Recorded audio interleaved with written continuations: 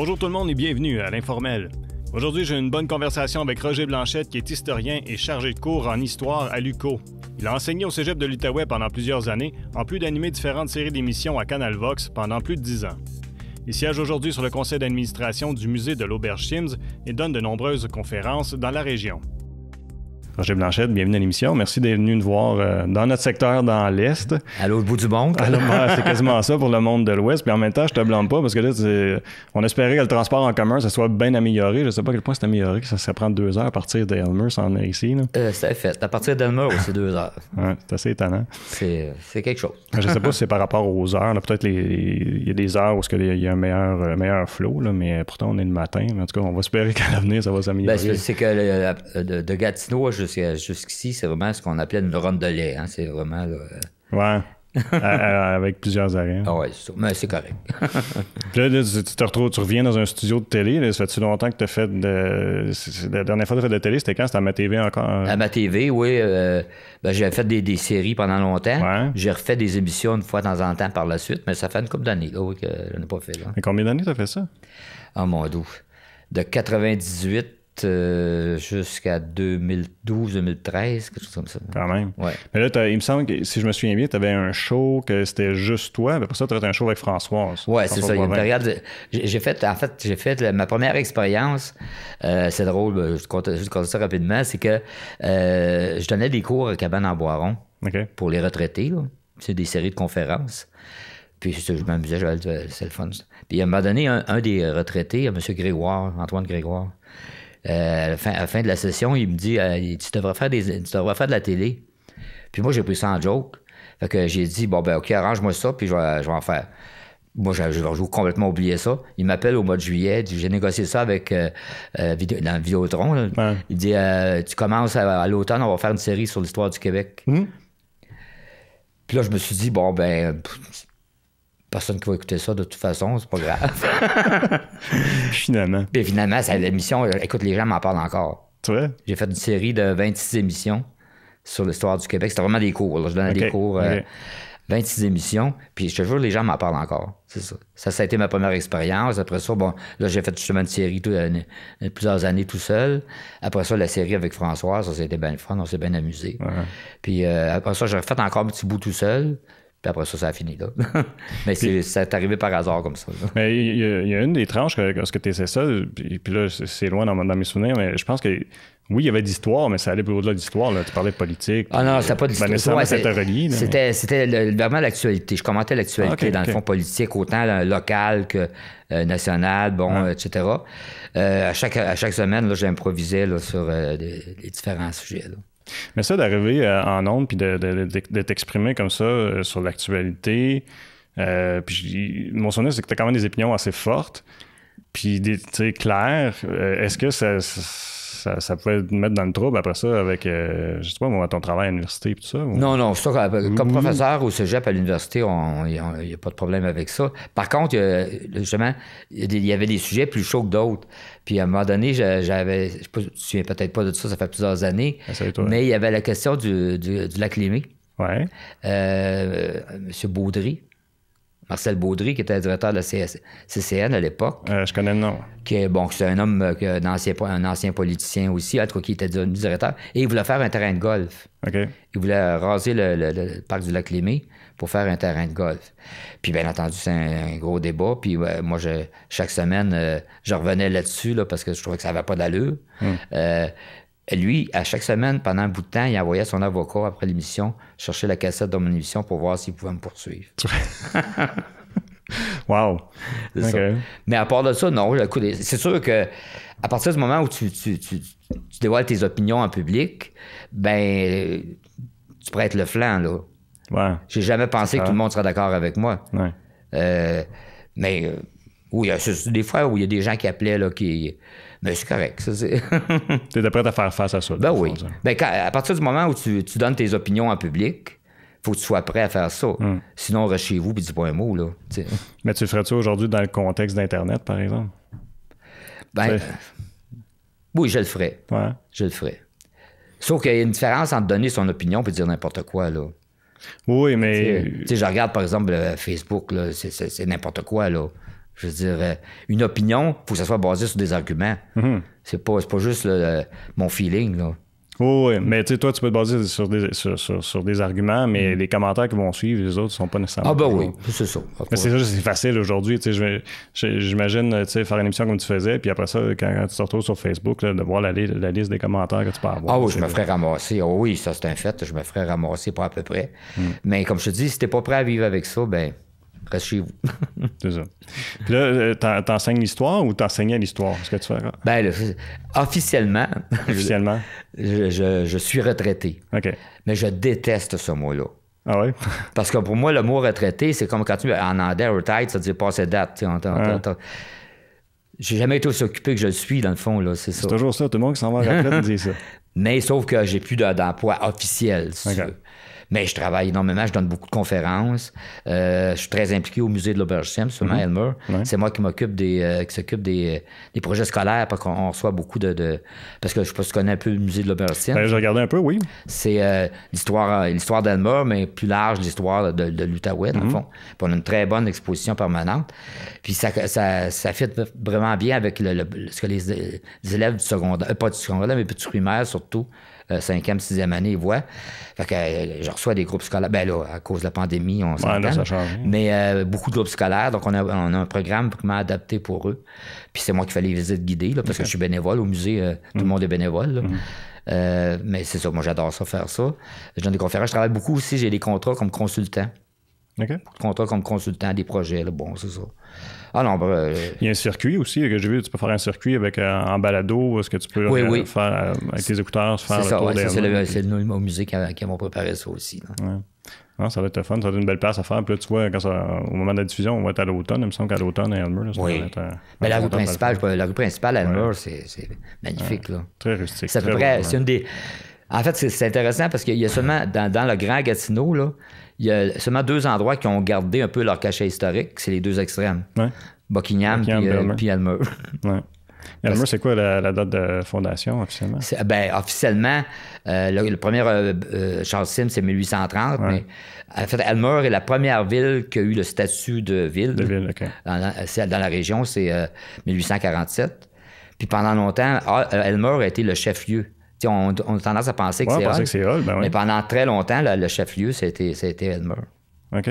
Mais y a-tu une série? Ou... Il y en a plusieurs séries. Mais à Elmer, je parle. Parce qu'à Hull, on connaît un peu plus, on dirait, mais Elmer, il me semble que je connais. Il n'y a pas eu d'industrie dans le genre de ABAD, on s'entend, là. Mais des séries, oui, il y en avait plusieurs. En fait, ce qu'on appelle les barons du bois, là, les grands exploitants forestiers, ils habitaient tous à peu près à Elmer, là, sur la rue principale. OK. Parce qu'ici, on est familier, évidemment, avec les McLaren, dans Buckingham, mais dans l'Ouest, je suis comme moins familier avec qu'est-ce qui est bâti, dans le fond, tout l'Ouest, au début ça. de...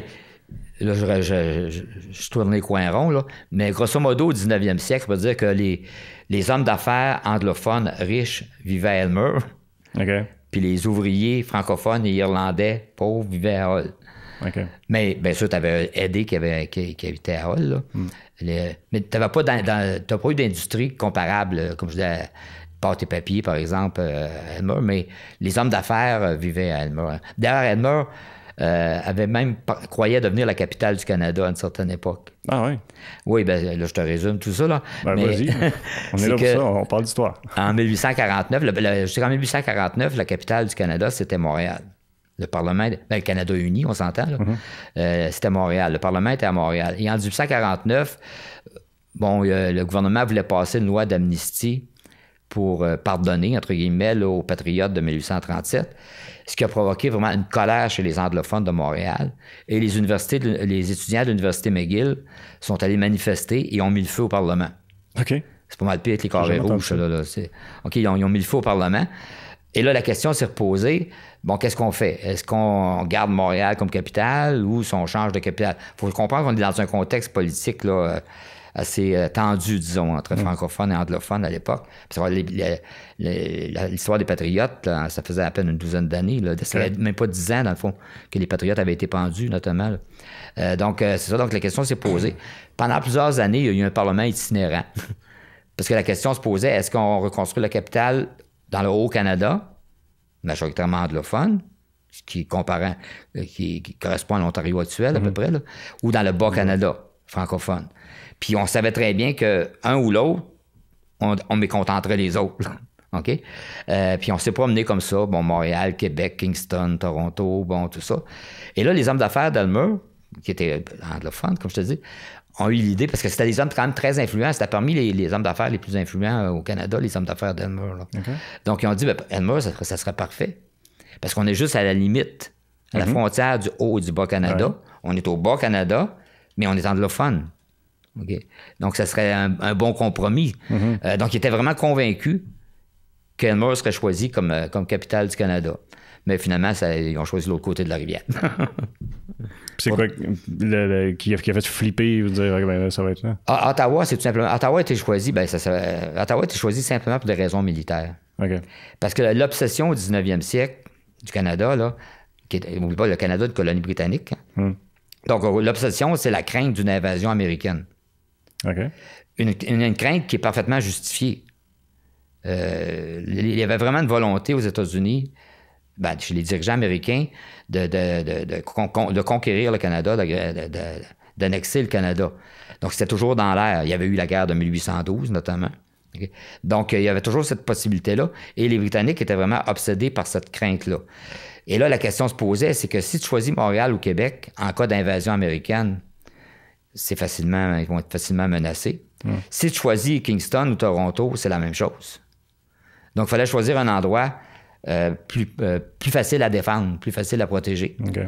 Et c'est pour ça qu'on a choisi Ottawa, tout simplement. On a parlé un petit peu avant de rentrer en ondes, puis à t'écouter, ça me fait penser à ça. Est-ce qu'on enseigne l'histoire de la bonne façon? Parce qu'il me semble...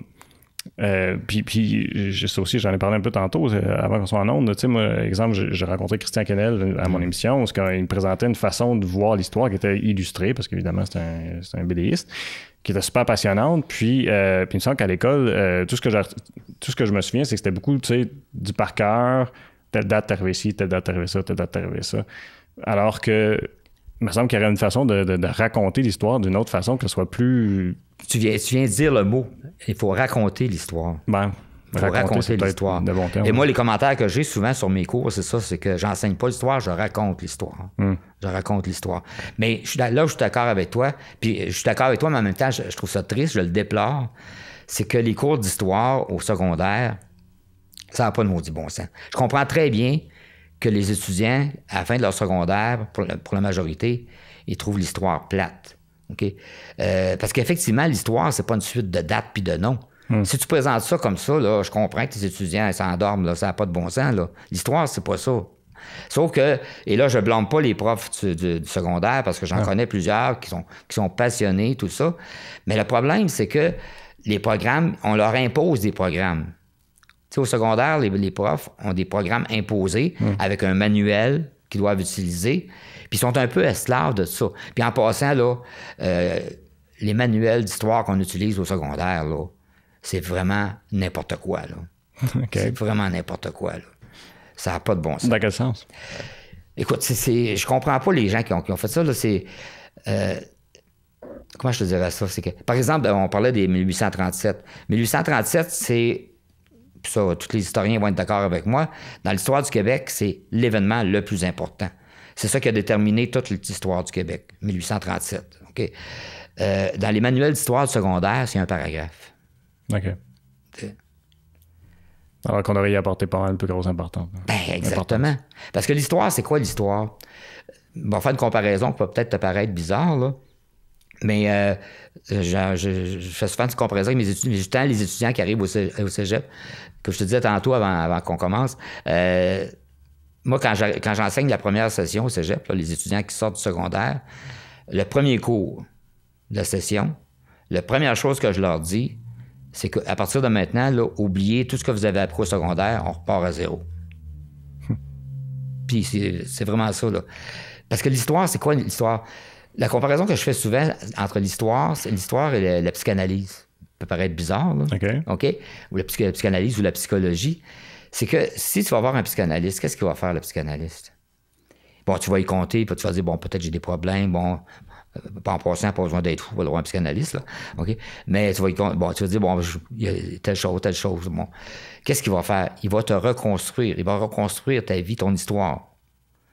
Ta famille, tes origines, ton milieu, les expériences que tu as vécues. Ouais. Parce que si tu veux régler un problème... Faut que tu partes de la base. Faut que tu partes de la base, c'est ça, des origines. OK? Ben, l'histoire, c'est la psychanalyse de la société. Okay, ça fait la même chose. Ouais. C'est la psychanalyse de la société. T'es d'accord avec moi, on a des problèmes dans la société. Okay? Oui. Ben, il faut comprendre que, encore là, c'est une phrase que je dis souvent à mes étudiants, là, des bons théories que je radote, mais il n'y a rien qui a toujours été de même. Il n'y a rien qui a toujours été de même. Dans le sens que tout ce qu'on vit, ça vient d'un processus. Ça a une origine. Okay. Ça s'est construit. Si on veut le régler, le problème, il faut commencer par comprendre d'où il vient, comment ça s'est arrivé, pourquoi. Puis là, peut-être qu'on va pouvoir trouver des solutions. Ben, l'histoire, c'est ça. L'histoire, c'est ça. Et c'est comme ça qu'il faut que tu te présentes. Fait que c'est pas une accumulation de dates, là. Ouais. Okay? Je donne un exemple qui est d'actualité. Là. On parle beaucoup de racisme systémique. Bon, ouais. OK. Le racisme, ça n'a pas toujours existé. OK. On sait qu'il y a une longue histoire de racisme. Peut-être pas si longue que ça. Oui, pas juste en Amérique. Ce qu'on appelle le racisme, là, c'est le mot race. Le concept de race est apparu au 19e siècle. OK. C'est apparu au 19e siècle. Et à ce moment-là, là, je ne te donnerai pas un cours d'histoire de 3 heures, là, mais pour des raisons économiques, bon, tout ça, entre la colonisation de l'Afrique, on a développé un concept de race avec une hiérarchie des races. Une hiérarchie des races. Quand tu dis on? C'est les scientifiques. OK. Parce que jusqu'en 1945, le racisme était enseigné à l'université. Le racisme était présenté comme une science. Ah, ouais?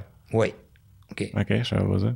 OK. C'est ça c'est pour ça que je trouve, faut faire attention. L'université aux États-Unis ou partout? Dans le monde occidental. Okay. Le racisme, c'est un phénomène occidental. OK. En fait, c'est né en Angleterre. OK. Si tu veux des noms, Spencer Chamberlain. OK. Qui a été développé, ça a été développé en Angleterre et l'Empire britannique était très puissant à ce moment-là et ça a gagné tout le monde occidental. Okay. Juste te donner, ça j'en revenais pas moi-même. À un moment donné, il y a quelques années, je fouillais dans mes vieux papiers, tu sais, je ramasse plein d'affaires. Ah ouais. Puis à un moment donné, je fouillais, puis j'ai trouvé un vieux manuel que j'avais eu au primaire. 4e ou 5e année. Okay. Je me souviens même pas de ça. Et je pourrais te l'apporter, là. En primaire, dans ce manuel-là, bien sûr, ces manuels-là étaient écrits par les frères des écoles chrétiennes. Là, dans mon temps, tous les manuels étaient faits par eux autres. Et là, je me souviens, j'en revenais pas quand j'ai relu ça. Il y avait un chapitre sur les races. OK? Et là, on le disait que, bon, puis là, on donnait des caractéristiques. La race noire, la race blanche, la race jaune. OK? Puis bien sûr, la race blanche avait toutes les qualités, puis la race noire avait tous les défauts. Wow! On m'a enseigné ça en 3e et en 4e année. Ça, on parle de quelle année? Là? On parle des années 60. Là. Okay. On parle pas du 19e siècle. Là. Bon, les années 60 du 20e siècle. Ben, c'est pas si longtemps que ça. Là, ben non, c'est pas si longtemps que ça. Ouais. OK, j'en revenais pas. Mais c'est ça. Parce que juste le mot race, on devrait même pas utiliser ce mot-là. Ça n'existe pas, les races humaines. Il n'y en a pas. Il n'y a rien qui... Ça me choque assez quand j'écoute les nouvelles puis que j'entends le journaliste, le chroniqueur, bon, qui parle d'un événement, un individu de race noire. Ça n'existe pas, une race noire. Ben, c'est leur façon de distinguer la personne, mais dans le fond, il faudrait qu'ils disent de peau noire. Les mots, ça aussi, mes anciens étudiants, ils vont te le dire, je suis fatigué avec ça. Les mots ont un sens. Okay? On ne peut pas utiliser n'importe quel mot. Parce que c'est ça qui s'ancre. Quand on parle de racisme systémique, là, c'est un peu ça. C'est des concepts. Dans la psychologie des gens. Hein. C'est ça, exactement. Le mot race ne devrait même pas être utilisé. Ça n'existe pas. Il n'y a pas de race humaine au pluriel. Okay? Ça n'existe pas. Et ça, c'est pas moi qui le dis, c'est la science qui le dit. C'est la science qui le dit. Il y a des cultures différentes, il y a des ethnies différentes, oui, bien sûr, mais il n'y a pas de race. Okay? D'ailleurs, jamais qu'on va dire, par exemple, je ne sais pas si on parle d'un événement, d'un individu de race noire, mais quand est-ce qu'on dit un individu de race blanche? C'est vrai. Hein? Ouais.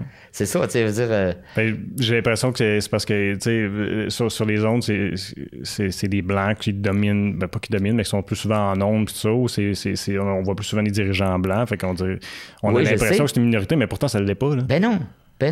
Ouais. Puis ça va plus loin. Ça, même ça, c'est un ami africain qui m'avait fait remarquer ça, puis j'ai trouvé ça drôle.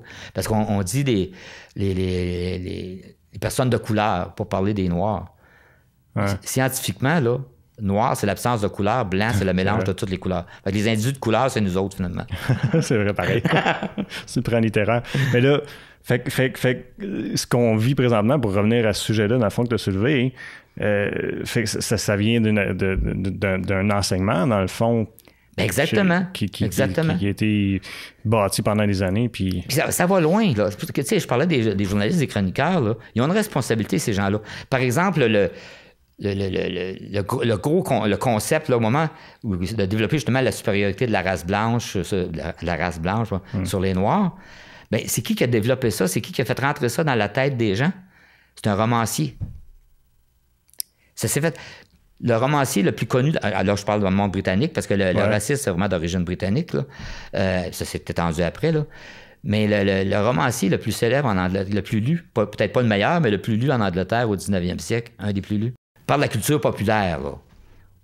Parce qu'à l'époque, au 19e siècle, il faut savoir que la plupart des romanciers écrivaient, c'était publié dans les journaux, c'était comme par feuilleton. OK. Donc les gens achetaient le journal pour avoir la suite de l'histoire. OK. Et un des plus célèbres à ce niveau-là, la plupart des gens le connaissent. Je suis sûr que tu le connais sans le savoir. C'est possible, il faut que tu me le dises, je ne sais pas. Le livre de la jungle. Qui a écrit ça? Ah, ben je connais pas l'auteur, mais évidemment, je connais le livre de la jungle. Mais... Exactement. Ouais. OK. Exactement. C'est qui? Il me laisse languer. C'est qui, aux heures? Voyons. Là, tu viens de me pogner avec un plan de mémoire. Ah, bon, tu vois. Toi, tu l'as pas mal dit, tu t'en souvenais pas.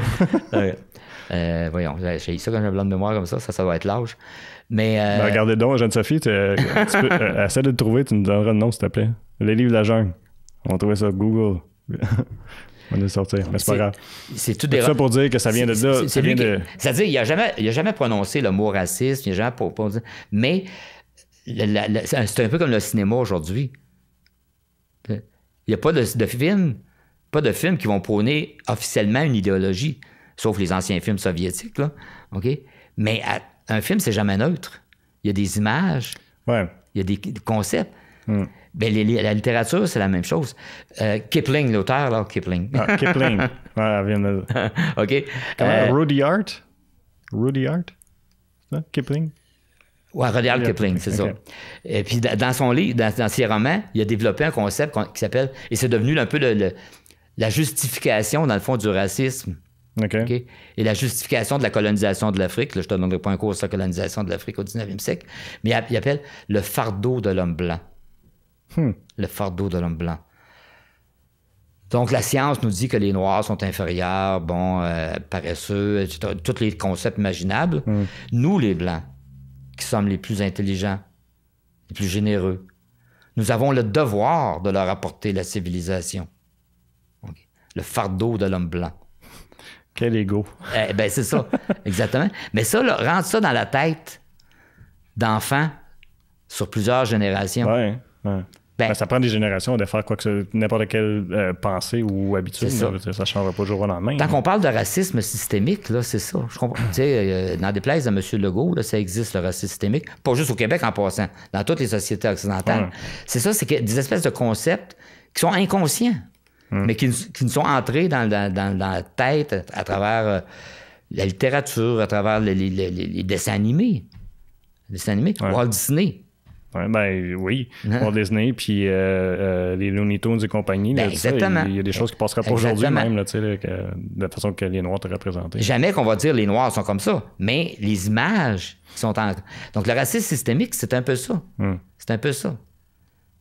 Et la seule arme contre ça, et ça, moi, je suis obsédé par ça, c'est l'éducation. Ouais, ça, je... Moi, j'ai toujours tout ce qu'on appelle le sexisme, le racisme, c'est l'ignorance. Le pire crime contre l'humanité, là, c'est l'ignorance. Okay. C'est l'ignorance. Puis dans l'ignorance, comme on enseigne des choses qui sont fausse, dans le fond. Exactement. Ouais. Exactement. Pour avoir enseigné que bon, ben, les Blancs sont supérieurs, les Noirs sont inférieurs ou toute autre race. Regarde juste juste des années 60. Ben oui, c'est ça. Puis au Québec, au Canada, l'image qu'on avait des Amérindiens. Ouais, c'est la même je me chose. souviens encore une fois de mes manuels d'histoire. J'ai l'air vieux quand je dis ça. Là. Les manuels que j'avais au primaire, là, on n'utilisait pas le mot indien, on disait les sauvages. Imagine. C'est ça. Puis t'avais les bons sauvages qui étaient amis des Français puis qui se convertissaient au catholicisme. Puis t'avais les méchants sauvages, OK, qui attaquaient les Français. Tu sais, on a presque le goût de rire aujourd'hui tant qu'on lit ça, tellement c'est ridicule, là. Ben, oui, c'est ridicule, mais en même temps... Mais en même temps, c'est ça. Moi, j'ai étudié l'histoire, je m'intéressais à l'histoire, j'étais allé à l'université. Mais la majorité des gens, ce qu'ils ont eu comme cours d'histoire, ça va pas plus loin que ça. Là. Non, c'est ça. Ça va pas plus loin que ça. Moi, je me souviens, on m'enseignait, c'était vraiment, il faut employer des bons mots, c'est des Amérindiens, c'était comme ça, là, ça avait changé.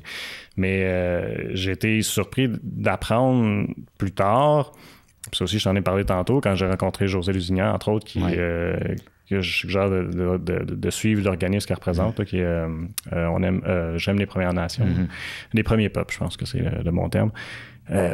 Puis d'en apprendre davantage, puis de voir comment est-ce que, tu sais, comment je dirais ça, on a comme une histoire presque cachée, si tu veux, au Québec, dans le fond, de notre rapport. Est-ce qu'on les a effacés? Tu connais le film de Desjardins, Richard Desjardins? Mais c'est quoi le film? Le peuple invisible. Non, j'ai pas vu ça. Ah, il faut voir ça, là. En fait, ce documentaire-là devrait être obligatoire pour tous les citoyens québécois, là. Ah ouais? Justement, c'est ça qui montre. Le titre le dit, le peuple invisible. Ces gens-là vivent à côté de nous. Ah, bon, on les voit pas. On sait pas dans quoi ils vivent. On les voit pas. Puis dans ce qu'elle m'a présenté, justement, c'est comme c'est tiers-monde, là. Ah ben oui. On nous présente les gens, bon, ils versent des larmes de crocodile tant qu'ils voient des documentaires sur des peuples en Afrique ou en Asie. Ouais. Ben, les Amérindiens au Canada, là, c'est ce qu'on appelle le quart-monde. Okay. La je vais obligé d'arrêter là, par exemple, Roger, parce qu'on arrive, imagine-toi donc, il reste juste 30 secondes pour ce segment-là. Je parle toujours trop. Mais c'est correct, moi j'aime ça comme ça, puis j'espère que vous allez nous suivre sur notre site web, www.tvc.qc.ca. Sinon, sur notre chaîne YouTube, vous allez pouvoir le reste de l'entretien. Puis je vous rappelle aussi qu'on est disponible en balado-diffusion. On est sur la plateforme iTunes, SoundCloud et puis Spotify. Donc, je vous invite à suivre cette conversation-là, que je suis certain qu'on a encore long à dire. Ça, moi, je suis comme un ordinateur, tu pèses sur le bouton, puis j'arrête plus. Ben, c'est correct, puis on aime ça comme ça. Mais oui, c'est ça. Puis ce que j'arrive pas, puis là, je me demande qu'est-ce que tu en penses, parce que ce que j'arrivais pas à comprendre, c'est qu'on est en 2020, puis qu'on laisse des gens sur notre territoire vivre dans autant de misère. Fait que là, pour reprendre ce que tu me disais, qu'on faut apprendre de notre histoire pour pouvoir savoir d'où ça part, mais on fait quoi pour corriger ça? C'est qu'on les a effacés de notre histoire. Il faut comprendre qu'à l'époque de la Nouvelle-France, là, le statut des Amérindiens, c'était vraiment... les Français avaient signé c'était vraiment des alliances de nation à nation. Parce que les Français avaient besoin des Premières Nations, il n'y avait pas le choix. Fait que, donc, il y avait vraiment une alliance... d'égal à égal, entre guillemets, de nation à nation. Là, OK? Mais à partir de 1760, OK, bon, pour toutes sortes de raisons, encore une fois, entre autres des raisons économiques, parce qu'on voulait s'emparer de leurs terres, là on les a comme marginalisés. On les a carrément... Encore là, si tu te souviens de tes livres d'histoire, OK? C'est pas innocent. On parle des Hurons, des Iroquois, des Premières Nations, jusqu'à la conquête, ce qu'on appelle la conquête. À partir de 1760, il n'y en a plus. On n'entend plus parler, c'est vrai. Il n'existe plus. Ouais. Où ils sont passés. Où ils sont passés. Tu sais, quand on parle de peuple invisible, là, c'est ça. Et c'est pour ça, par exemple, je disais, mais j'écoutais il y a pas longtemps, quelques semaines, il y avait un reportage, parce que cette année, c'est le 30e anniversaire là, de la crise d'octobre. Ah, okay. Pas de la crise d'octobre, mais de la crise d'Oka, excuse. Ah, ouais. La crise d'Oka. Et moi, j'en revenais pas. La majorité des Québécois, ils se sont comme réveillés en 1990. Hey, il y a des Autochtones chez nous. Ça n'a pas d'allure. Je me souviens d'ailleurs, de cette année-là, en 90, j'enseignais au cégep Félix Leclerc à Gatineau. Puis tant qu'il y a eu la crise d'Oka, je le voyais bien, moi, chez mes étudiants, là. Tu sais, ce qui était véhiculé, justement, c'est une gang de sauvages, bon, etc. C'est ce que j'ai fait. J'ai loué un autobus, puis j'ai amené mes classes à Kitigan-Zibi. On est allé passer une journée à Kitigan-Zibi avec mes étudiants. On était superment bien accueillis, mais c'est ça, justement. Puis là, mes étudiants qui n'avaient jamais rencontré un Autochtone de leur vie, là, ça a changé complètement leur point de vue. Parce que, je le répète, c'est l'ignorance. Ouais. C'est l'ignorance. Que ce soit par rapport aux Amérindiens, que ce soit par rapport aux musulmans, par rapport à quoi. Les gens qui ont des préjugés contre les musulmans, la plupart du temps, ils n'ont jamais rencontré un musulman de leur vie. Là, t'sais. À partir du moment où tu t'assois avec quelqu'un, quel qu'il soit, que c'est une question religieuse, une question d'ethnie, à partir du moment où tu t'assois avec quelqu'un, que tu prends un café avec, puis que tu jases. Ouais. Tu vois plus. Ça tombe, ces préjugés-là. Souvent, tu réalises rapidement que c'est la même chose que toi. C'est quelqu'un qui veut être accepté, aimé dans une société. Exactement. Je me souviens d'une conversation que j'avais eue, c'est bien. Des fois, tu arrives par hasard comme ça, mais un gars que j'avais rencontré, à quelques occasions, et on le prend un café parce qu'on s'entendait bien, puis on a commencé à jaser. Puis on jasait de ça, justement, d'où ça vient, toutes ces choses-là. Puis lui, il était africain, il était musulman. OK? Puis là, on s'est mis à jaser, puis on s'est dit, bon, si on regardait, bon, qu'est-ce qu'on a en commun, plutôt que de regarder ce qu'on a de différent. Puis là, on a, juste pour le fun, on dit, bon, pour le moment, on est 2 hommes, on est masculin, 2 hommes tous les deux. On est des pères de famille tous les deux, on a des enfants tous les deux. On est professeurs tous les deux, parce que lui aussi était professeur. On a à peu près les mêmes goûts en littérature, bon, les auteurs, tout ça. Qu'est-ce qu'on a de différent? La couleur de notre peau, puis notre religion. Toi, tu as été élevé dans un milieu musulman. Moi, j'ai été élevé dans un milieu catholique. C'est les seuls trucs de différence. Donc, on a beaucoup plus de points en commun que de différences. C'est ça qu'il faut faire. Puis là, le monde, par exemple, pour faire l'avocat du diable, qu'est-ce que les gens vont dire, ou ceux qui ont peur des musulmans vont dire, ouais, mais les autres, ils vont adhérer aux terroristes, puis ils vont être violents et tout ça. Ça, c'est tu pars là-dessus. Je suis sûr qu'on partage la même opinion, puis pourtant, ils oublient qu'est-ce que nous autres, on fait au nom du christianisme. Je comprends ce que tu dis, mais on parlait d'ignorance. Ce que les gens ne savent pas, là, si on parlait d'ignorance par rapport aux musulmans, par rapport aux Amérindiens, c'est encore pire par rapport aux musulmans. Ah ouais. C'est les musulmans qui ont civilisé les Occidentaux. Tu sais, c'était encore un exemple niaiseux, là, mais supposons que tu es un extraterrestre, tu es arrivé sur la Terre vers l'an 1000. Qu'est-ce que tu aurais vu? Tu aurais vu la civilisation chinoise, la civilisation indienne de l'Inde, là, OK, qui étaient des sommets. Tu aurais vu la civilisation la plus avancée à tous les niveaux, là, culturel, économique, politique, social, la civilisation musulmane. OK? Tu aurais vu, bon, les grandes civilisations africaines, parce que ça, c'est une autre chose aussi, quand on parle d'ignorance. Il y a eu très, très grandes civilisations, très avancées en Afrique, bien avant l'Europe. OK? Bien avant l'Europe. J'aurais jamais entendu Et parler. toujours en survient à l'an 1000, tu aurais vu que le continent le plus arriéré, le plus barbare, le plus sauvage, là, dans tous les sens du mot, c'était l'Europe. OK? Et ce sont les musulmans qui sont venus civiliser l'Europe, qui ont civilisé l'Europe.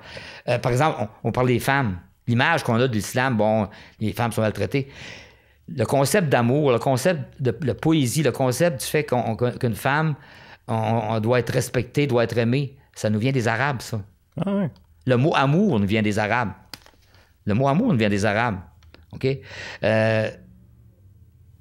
c'est ça, en science, c'est encore pire. Toute la science, pratiquement, nous vient des Arabes. La chimie, ça vient du mot arabe alchimie. Alchimia. OK? La physique vient en grande partie des Arabes. Je parle des lunettes. Les lunettes, c'est une invention arabe. C'est une invention arabe. La pharmacopée, la pharmacie, ça nous vient des Arabes. Le plus grand médecin de l'histoire de l'humanité, c'est un médecin arabe, Averroès, qui a influencé toute la médecine occidentale. Okay? Mais l'image qu'on a des musulmans, donc, terroristes, premièrement, juste l'idée de confondre arabes et musulmans, c'est pas la même chose. Les Arabes sont pas tous musulmans, puis les musulmans sont pas tous des Arabes. Ouais. Okay? Mais encore là, toujours la simplification. Ouais. Il faut expliquer l'histoire, il faut expliquer les mots. Mais l'image qu'on nous présente, là, je suis d'accord avec toi, c'est que l'image qu'on nous présente, et là, les médias ont une responsabilité. Oui, mais c'est ça. Les médias ont une responsabilité, c'est que c'est ça, c'est tous des terroristes. Ben, c'est ce qui nous est toujours présenté. Puis, veux pas, on apprend un petit peu juste à remonter ton haut de l'écouteur, ça va t'aider. Ce qui nous est présenté, dans le fond, puis veux pas, il y a beaucoup plus de monde qui sont devant l'écran de télé que devant les livres.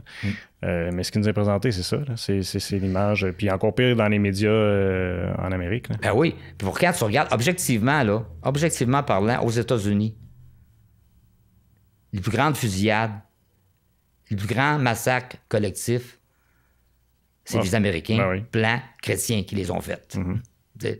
C'est ça la réalité.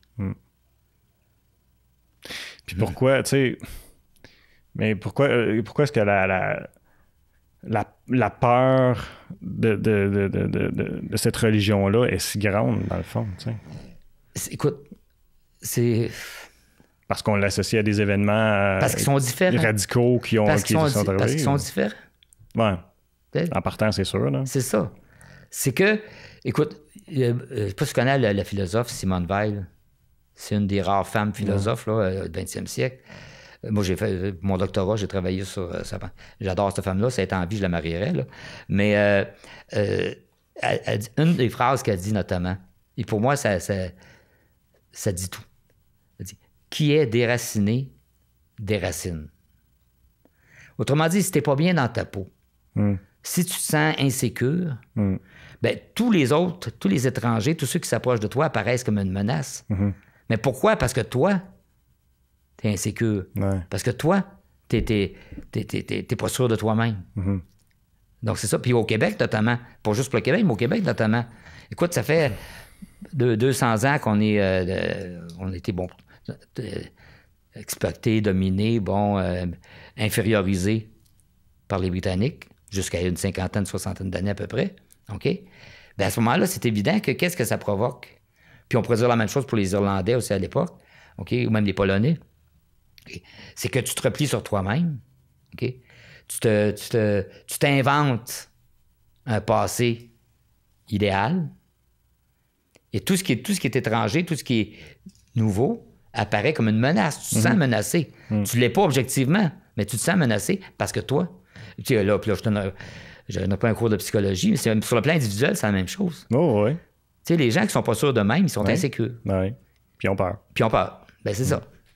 Mais pour revenir à l'ignorance de l'enseignement aussi, ce serait pas aussi... Moi, je me souviens quand j'avais vu... c'est drôle, je vais parler de cinéma, mais dans le fond, c'est pas nécessairement une source crédible, mais je me souviens mais souvent, la vision de l'histoire que les gens ont, c'est à travers le cinéma. Ben effectivement.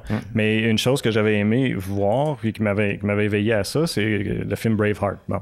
En ouverture, je pense que c'est Wallace là, qui parle, puis qui dit quelque chose comme il dit, vous croirez peut-être pas mon histoire, mais c'est parce que l'histoire n'est pas racontée par ceux... L'histoire est racontée par ceux qui pendent les gens. Exactement. Bon. L'histoire est toujours écrite par les vainqueurs. C'est ça, par les vainqueurs, dans le fond. C'est ce que j'en ai retenu. Fait que s'il est toujours raconté par les vainqueurs, mais nécessairement, on a toujours juste un côté de l'histoire. Ben oui. Exactement. Ça s'applique à tout. Écoute, on peut parler des femmes, l'histoire des femmes. Là encore, là, je vais avoir l'air vieux, là. Mais quand j'ai commencé mon bac à l'université, là, on parle du début des années 70. OK? Je m'inscris en histoire à l'université, c'est parce que j'aimais l'histoire. Puis toute la gang qui était là avec moi aussi, on s'inscrit pas en histoire pour le fun, c'est parce qu'on aime ça. Mais à un moment donné, j'ai eu un prof, une femme, c'était très rare à l'époque. Puis elle rentrait dans la classe, puis elle était toujours enragée. Pas après nous autres, ben, de toute façon, quand j'ai enragé... Elle rentrait fâchée. Oui, c'est pas méchant ce que je dis là. Mais, puis elle nous faisait toujours un speech. Comment ça se fait qu'on parle jamais des femmes dans l'histoire? Puis moi, puis les autres aussi, on n'avait jamais réalisé ça, mais elle avait raison. Toute l'histoire qu'on apprenait, là, c'était des hommes. Il était où les femmes? OK? Et elle, d'ailleurs, c'était la première, elle a reçu un prix là, l'automne dernier, elle est encore en vie. Elle était la première à écrire un livre sur l'histoire des femmes au Québec. Okay. Parce que pour elle, là, c'était sa mission. Là. Puis moi, ça m'a toujours marqué. Puis encore aujourd'hui, quand je donne des cours, même un des reproches que je me fais faire le plus souvent par mes étudiants, c'est d'être trop féministe. Les gars, bien entendu. Là. Ben, souvent, c'était la blague, mais c'est vrai. Je parle beaucoup des femmes dans mes cours. Parce qu'effectivement, c'est les grandes absentes. C'est les grandes absentes. Okay. Mais ça en prend, là. Mais encore là, c'est qui on parlait de l'histoire est écrite par les vainqueurs. Ben, l'histoire était écrite par des hommes. Ben oui. Ben... Puis, dans le fond, il y a parallèle à faire avec encore là les Amérindiens. Exactement. Comme on parlait tantôt. Exactement. Heureusement, ça change. C'est ça qui est encourageant. Comme avec les femmes, maintenant, bon, c'est sûr que c'est complètement différent. Même les Amérindiens, moi, je trouve ça le fun. Il y a de plus en plus d'historiens là, au sens professionnel du terme, là, qui ont un doctorat en histoire d'origine autochtone. Ils sont en train de réécrire leur histoire. Et ça, c'est génial. Ça, c'est génial. Ben oui. Et c'est comme ça qu'on change des mentalités. Tu sais, ce qui est le plus long à changer, c'est les mentalités. Hein. Ouais, changer des lois, c'est facile. Changer des mentalités, c'est autre chose. OK? C'est du travail de longue haleine. Et c'est là que les journalistes, les professeurs, les médias, le cinéma, c'est ça que ça sert. Mais c'est sûr que ça ne change pas du jour au lendemain. Ça ne change pas du jour au lendemain. Mais c'est fun parce que c'est ça, tu donnes un peu, moi je dirais, une voix, je trouve, à ceux qu'on a négligés à travers l'histoire. Ce qui me donne comme impression que tu as une approche un peu différente dans ton enseignement. Puis aussi, ma copine, elle a participé à tes cours. J'espère qu'elle n'a pas été trop traumatisée. Non, elle en parle très positivement. Puis ce qu'elle me disait, entre autres, elle me disait que même sur différents sujets, tu vas avoir une opinion qu'on entend moins. Puis elle me disait que tu avais une opinion assez propre à toi de ce que c'est que la démocratie au Canada aussi. Ah oui. Ben ça aussi, on parle de démocratie. Bon, on en a pour 3 heures. Tu mets du temps? On a encore du temps. Hein? OK, bon, la démocratie, ça aussi. Tu sais, ça me choque. Ben, ça me choque. Encore là, on parle d'ignorance. Tu sais, la plupart des gens, là, la démocratie, là, c'est je vais voter à tous les 4 ans. OK? Je vais mettre mon bulletin de vote. C'est ça, la démocratie. Tu sais, si t'as un chien qui n'est pas trop cave, là, tu peux lui montrer aller mettre un bout de papier dans une boîte, là. Ouais. Tu comprends? Ouais. OK? Oui, le droit de vote, oui, ça fait partie de la démarche démocratique. Mais la démocratie, c'est pas ça. Tu sais, il y a un auteur que je ne sais pas si tu connais, qui s'appelle Denis de Rougemont, qui est un philosophe français là, qui est mort ça longtemps, là. Mais il disait une chose, il disait, la démocratie, ça se gagne avec les pieds. Avec les pieds? Avec les pieds. Se déplacer? Se déplacer, marcher. Par exemple, je me suis fait reprocher beaucoup d'avoir appuyé le mouvement des Carrés rouges en 2012. OK? Les étudiants. Il y a des gens qui me le reprochent encore. OK? Ouais. Ben, je referais exactement la même chose aujourd'hui parce que ça, c'est de la démocratie. De s'exprimer, prendre le temps de s'exprimer. Exactement. Parce que aussi, on pourrait s'entendre sur le mot démocratie. La démocratie, c'est le pouvoir du peuple, mais c'est... faire une histoire courte, là. Il y a ce qu'on appelle la démocratie directe, okay, et la démocratie indirecte. Okay. Démocratie directe, c'est quand la population est consultée. Par exemple, en Suisse, on a un peu ça, là. N'importe quel citoyen peut présenter des référendums sur des sujets. Okay. Bon, ça va c'est peut-être un peu exagéré, mais c'est ça, un référendum, c'est de la démocratie directe. Okay. Ce qu'on a, nous autres, ici, c'est pas ça. C'est qu'une fois tous les 4 ans, on te demande d'abdiquer ta liberté. Donc, à tous les 4 ans, tu renonces à ta liberté. Tu votes pour quelqu'un, puis pour les 4 prochaines années, c'est lui qui va parler à ta place. Donc, tu renonces à tes droits, tu renonces à ta liberté pour la confier entre les mains de quelqu'un d'autre. C'est ça le genre de démocratie qu'on a ici. Puis en plus de ça, là, il y a toute la question des structures aussi. Depuis combien de temps qu'on discute du changement du système électoral au Canada? Depuis toujours. On a un des systèmes électoraux les moins démocratiques au monde. Oui, ça, c'est épouvantable. T'sais, le système parlementaire tel qu'on le pratique ici, là, c'est un des moins démocratiques au monde. OK? Ben, des moins au monde? Ben, quand je parle du système parlementaire... Okay. À l'intérieur d'une démocratie. Oui, à l'intérieur d'une supposée démocratie. Okay. Je ne parle pas des dictatures, je ne parle pas de la Corée du Nord. Donc, on s'entend. OK? Mais dans ce qu'on appelle les régimes démocratiques, les régimes parlementaires, c'est le moins démocratique qu'on a ici. Okay? Oui, parce que toute proportion gardée, c'est pas on n'a pas les bons représentants au bout du compte. Le plus bel exemple actuellement, par exemple, au niveau fédéral, là, je ne prends pas position pour aucun parti, mais regarde ce qu'on a comme résultat. On a un parti au pouvoir, OK, qui est avec 37% des votes. OK. Le premier ministre, as-tu déjà voté pour un premier ministre au Canada ou au Québec? Non, ben, j'ai voté pour un représentant. Non, tu votes pour un parti. pour un député dans ton comté. Oui. C'est tout ce que tu fais. Effectivement. Tu votes pour un député dans ton comté. Oui. Et en bout de ligne, si le parti auquel ton député appartient a le maximum de sièges, bien, le chef de ce parti-là va être premier ministre. Mm-hmm. Mais c'est pas toi qui l'as choisi, le premier ministre. En effet. C'est vrai. Je pourrais rentrer dans plein de détails comme ça. Je dis pas qu'on est une dictature au Canada, là, mais qu'on ne vienne pas nous dire qu'on est le plus beau pays au monde, comme disait Jean Chrétien, là, puis qu'on a un système démocratique parfait. Puis aussi longtemps qu'il n'y aura pas un parti, autant au fédéral qu'au provincial, qui n'aura pas le courage et l'honnêteté de faire ce changement-là, ben, on pourra chialer. Quand tu dis de changement, de passer à un mode de scrutin qui est représentatif? Oui, bien. Entre autres. Oui. Par exemple, là, il y a plusieurs modèles, mais disons le système proportionnel. Mais là, il y a plusieurs modèles, le système proportionnel. Mais par exemple, si on avait ce système-là actuellement, bien, ce que ça oblige aussi, le système proportionnel, c'est que ça oblige des coalitions. Tu sais, à partir du moment, puis c'est le cas la plupart du temps, là, c'est rare qu'un parti a la majorité des sièges, des votes au Canada. Parce que tu as plusieurs partis politiques et c'est sain comme ça. Là. Mais dans un système proportionnel, ça serait à peu près impossible qu'un parti ait plus que 50 des votes. Donc, il doit faire des coalitions avec d'autres partis. Donc, faire des compromis. Oui, puis c'est là que tu as une vraie démocratie. C'est là que tu as une vraie démocratie, exactement. Ça, c'est un autre débat. Il y en a plein de débats. Ben, moi, j'ai toujours trouvé que quand tu te trouvais dans un système, dans un temps où ce que ton parti au pouvoir était minoritaire, c'est là que tu avais la meilleure démocratie. Parce exactement. Que là, les autres ont un pouvoir. Là, ironiquement, au Québec et au Canada, les seuls moments où on a un gouvernement vraiment démocratique, c'est quand on a un gouvernement minoritaire. Parce qu'il n'y a pas le choix de faire des compromis. Ben, c'est ça. Ça devrait être, en tout cas, à mon sens, ça devrait être quasiment exactement. toujours le même. C'est pour ça que je te dis, je pense qu'on est un des seuls pays parlementaires, entre guillemets, qui a encore ce système-là. C'est drôle parce que là, ironiquement, au moment où on se parle, ben pas au moment où on se parle, mais on vient de passer une période où est-ce que là, on est au début à août, mais tu sais, en juin, on a la CAQ qui a essayé de faire passer sa fameuse loi 61 qui s'attribuait des pouvoirs extraordinaire. Ça, c'est très dangereux. Parce que tu vois, c'est ça le danger. Là. La CAQ n'a pas besoin de faire attention. Ils sont largement majoritaires.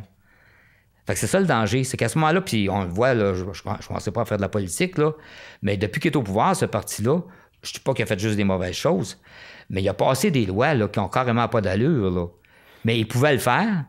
Parce que dans le fond, il est majoritaire, puis on le voit, il n'écoute pas les commissions parlementaires. Il n'a pas son dire « j'ai été élu, je fais ce que je veux ». Okay? Ça, c'est dangereux. Puis la fameuse loi 61 dont tu parles, là, ça, c'était très, très, très, très dangereux. Là. Mais ce que j'ai pas compris, c'est parce que justement, ils ont le pouvoir, fait qu'est-ce qui les empêchait de passer une telle loi? Vu que c'est... Parce qu'il aurait pu, me semble, non? Bien, il faut sauver les apparences quand même. Là. Okay, ça aurait paru niveau, là, tu penses? Parce qu'une loi qui lui attribue autant de pouvoir. Ah, c'est fou, là. S'il passe tout seul, il aurait pu, oui, il a passé tout seul. Mais là, ça, à un moment donné, ça aurait bien mal paru. Ça aurait bien mal paru, oui. Ouais.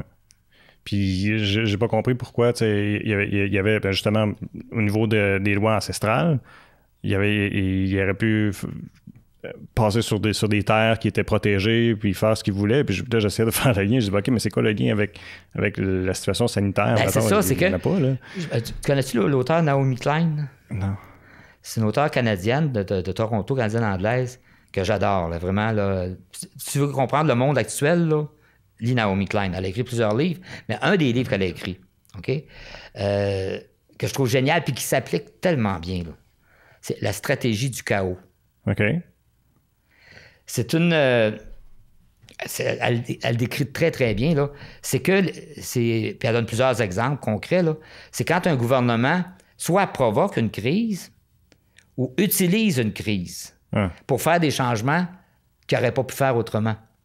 Ben, ça, en temps normal. Ils font tout le temps. C'est la stratégie du chaos. OK. C'est ça. Mais elle le définit très, très bien, là. Puis elle décortique tout ça, là. Puis c'est exactement ça. En passant, c'est pas juste le gouvernement Legault, là. On le voit dans tout le monde occidental, là. Ben oui. OK. Tu sais, c'est pas personne qui a provoqué la pandémie, là. C'est personne qui...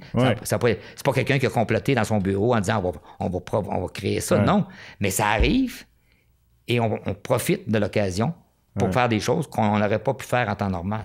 Ben, je me souviens de la stratégie de Legault, c'est ça, là. J'ai écouté un documentaire que j'ai réécouté récemment, d'ailleurs, que c'est The Corporation. T'as vu? Puis, c'est après les événements du 11 septembre. Exactement. Les hommes d'affaires qui sont frottés les mains puis ont dit, OK, c'est de l'opportunité, là. C'est assez spécial. Exactement. Mais les gouvernements font la même chose aussi, là. Exactement. Puis parfois, c'est provoqué. L'exemple que Naomi Klein donne, puis ça, je suis d'accord avec elle parce que je le connaissais moi aussi, c'est la crise du Chili en 1970. OK, qui est quoi? Je suis pas familier. C'est, bon, t'as le gouvernement Salvador Allende, là. OK. Un gouvernement socialiste, là, de gauche. Et bien entendu, les multinationales américaines se sentent menacées par ça. Parce que les multinationales américaines, ils considèrent toute l'Amérique du Sud comme leur terrain privé, là. OK? Et à ce moment-là, on a provoqué une crise qui a donné le coup d'État de Pinochet, là, en 1973, là. OK? La crise a été provoquée de toutes pièces. Et on s'est servi du Chili comme laboratoire. As-tu déjà entendu parler des Chicago Boys?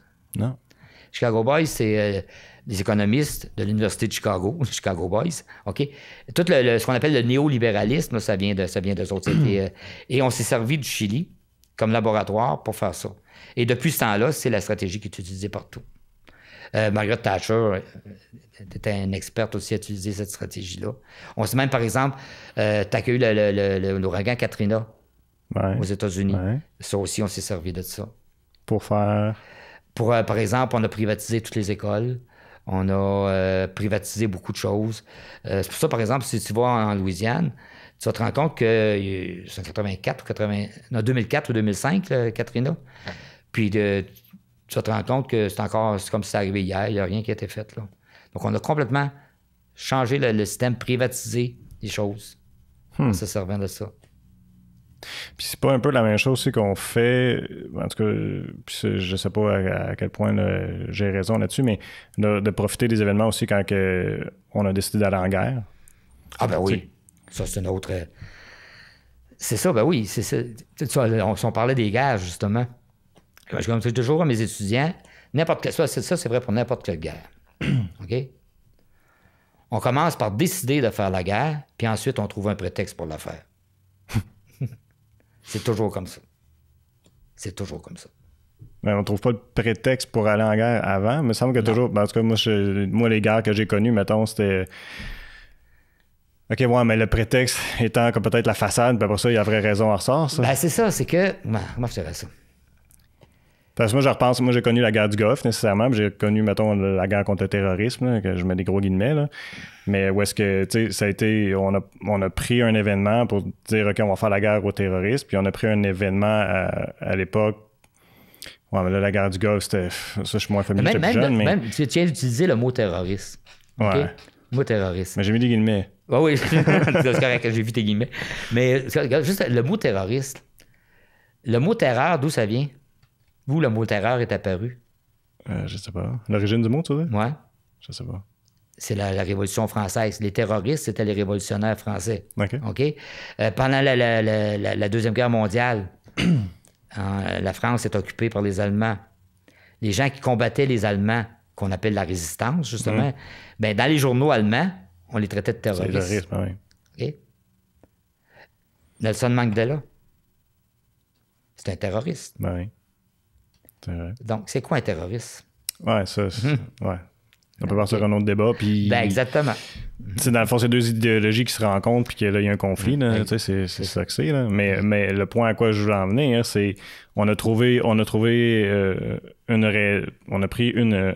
parce que tu disais, il y a toujours... Comment est-ce que tu dis ça tantôt? Il y a toujours une raison, puis après ça, une fois qu'on est en guerre... C'est-à-dire qu'on décide de faire la guerre, puis on trouve la raison après. Puis ensuite, on trouve un prétexte pour la faire. L'exemple le plus connu, c'est la Première Guerre mondiale. OK. Okay? C'est la Première Guerre mondiale. C'est l'exemple le plus évident, là. Tu sais, la guerre de 1914 était décidée déjà depuis 1900. Ah oui? Les Anglais avaient décidé déjà depuis 1900. OK? On y avait prévu commencer vers 1905. En fait, il avait prévu commencer en 1905. Parce que, en fait, au début du 20e siècle, tu as deux grandes... Tu as l'Angleterre, qui est la puissance dominante, mais qui est sur son déclin. Et les plus lucides en Angleterre sentent le déclin. Et tu as l'Allemagne, qui est la puissance montante. okay, et qui montent très vite. En 1900, l'état-major anglais a préparé un rapport en disant, bon, ben, on va finir par l'avoir d'une manière ou d'une autre. Là, avec l'Allemagne, on va finir par se frotter à un moment donné, mais on a intérêt à faire la guerre pendant qu'on est encore les plus forts, avant que l'Allemagne monte en puissance. Et à ce moment-là, la stratégie, bien sûr, tout ça n'est pas rendu public, là, OK? La stratégie, c'est on prévoit vers 1905. Donc, on s'arme, on se réarme. Puis, quand ce sera le temps, on trouvera bien un prétexte pour la faire la guerre. Sauf que c'est pas arrivé en 1905 pour toutes sortes de raisons.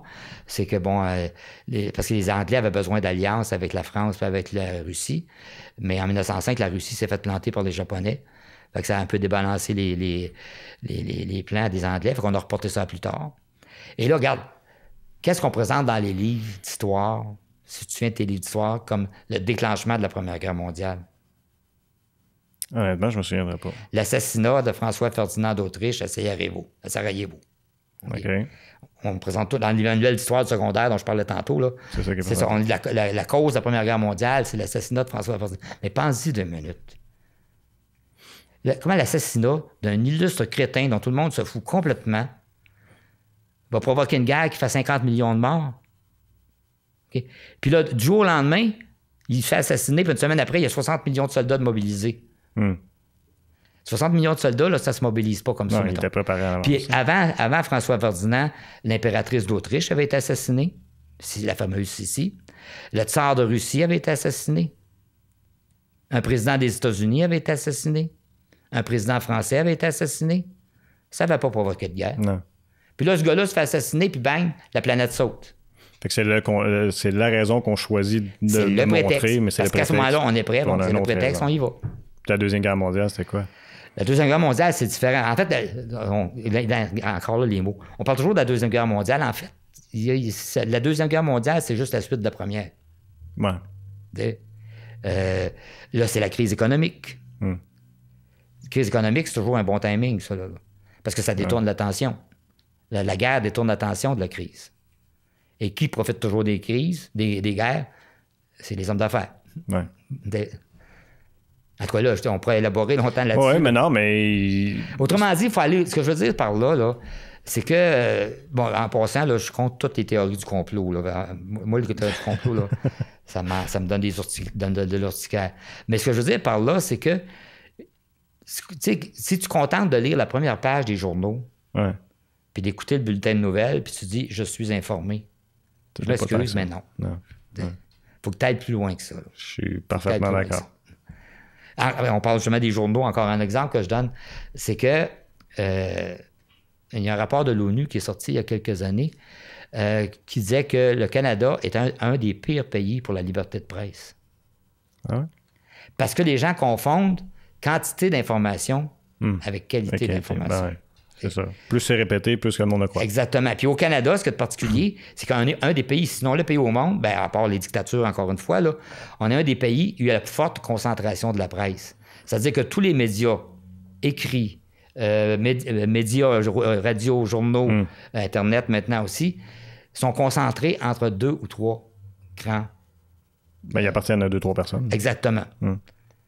Fait que c'est pour ça le résultat, par exemple, c'est que si tu lis la première page d'à peu près n'importe quel journal, j'ai déjà fait l'expérience avec mes étudiants, tu vas avoir à peu près les mêmes nouvelles, formulées à peu près de la même façon.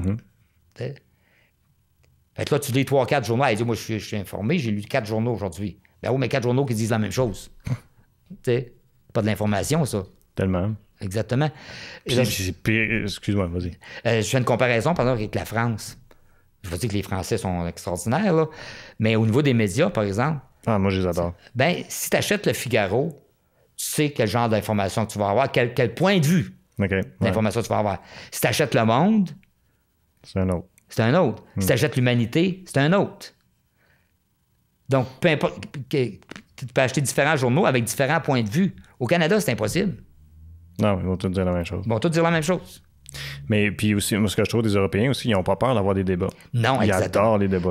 Oui, ça, tu as raison. Ouais. Je sais pas ce qu'on a au Québec, là, peut-être surtout au Québec. On a peur. Ben, c'est épouvantable. T'sais? Puis la minute que quelqu'un dit différemment que quelqu'un d'autre. Tu parlais de mes émissions tantôt qui disaient que j'avais des opinions différentes des autres. Moi, je comprenais pas, parce qu'effectivement, la remarque que tu me faisais tantôt, je me suis fait faire souvent à l'époque, t'as pas peur de dire ça? Et pourquoi j'aurais peur? Pourquoi j'aurais peur de donner mon opinion? Ils vont-tu m'envoyer en Sibérie, là? Non, mais tu sais, c'est quoi l'idée? Ici, c'est faut que tout le monde pense pareil, pas de chicane. Surtout pas de chicane. Tu sais, j'aime pas la chicane, là. Non, mais ça fait partie d'une démocratie saine. La démocratie, exactement. Il n'y a pas de démocratie sans débat. Il n'y a pas de démocratie sans débat. Quand tout le monde pense pareil, là, c'est dangereux en maudit. C'est pas une démocratie, ça. Okay. Je suis parfaitement d'accord. Puis c'est une couple d'années, moi, que si je veux comprendre ce qui se passe dans le monde, là, je vais écouter les nouvelles, là, ou je vais les lire. Moi aussi, je les écoute. Mais je regarde les médias européens. Exactement. Parce que c'est ça, eux autres, ils n'ont pas peur. Les points de vue différents, ils les prennent, ils les exploitent. Il n'y a rien de plus dangereux que l'unanimité. Si tu rencontres quelqu'un qui dit « Moi, j'ai la vérité, moi, je sais, sauf toi. » Il est dangereux, ce gars-là. Oui, mais c'est jamais noir et blanc. Là. Ben, c'est-à-dire que l'autre extrême n'est pas mieux non plus de dire « Bon, il y a toujours des torts des deux côtés. » Non, ça non plus, là. OK? Mais il faut regarder ça objectivement. Objectivement. C'est quoi les faits? OK? Qu'est-ce qu'on me dit? Qu'est-ce qu'on me cache? OK? Puis encore là, je suis vraiment pas un adepte de la théorie du complot. Là. Ils m'énervent, les complotistes. Là. On le voit avec la pandémie, justement. Là, oui, mais en même temps, qui est complotiste? Parce que là, c'est rendu que c'est n'importe qui dit différemment. On va dire, c'est un complotiste. Non, mais... Il y a ça aussi. Là. Non, le complotiste, c'est quelqu'un qui a décidé ça en arrière. Non, là, je dis pas que c'est pas possible. L'idée, c'est il faut toujours garder son sens critique. Ça, c'est peut-être une des qualités les plus importantes, le sens critique. OK? Mais le sens critique, ça veut dire aller voir les faits, justement, pas inventer les faits. Là. Il y a une différence. Une différence. Mais ça fait déjà 1 heure qu'on jase, Roger. Je sais, je pars à table. mais c'est cool. Puis écoute, même à un moment donné, si on a la chance, on pourra peut-être répéter l'expérience. Ce sera super le fun. Je te remercie beaucoup d'être venu jaser aujourd'hui. Ça m'a fait plaisir. Instructif. Puis, ça m'a fait plaisir. Mon plaisir, si on peut refaire ça. Puis moi, je maintiens mon opinion. Mais tu fais bien de le faire. OK. Hey, merci. Bye. Merci d'avoir été à l'écoute pour un autre épisode de l'Informel.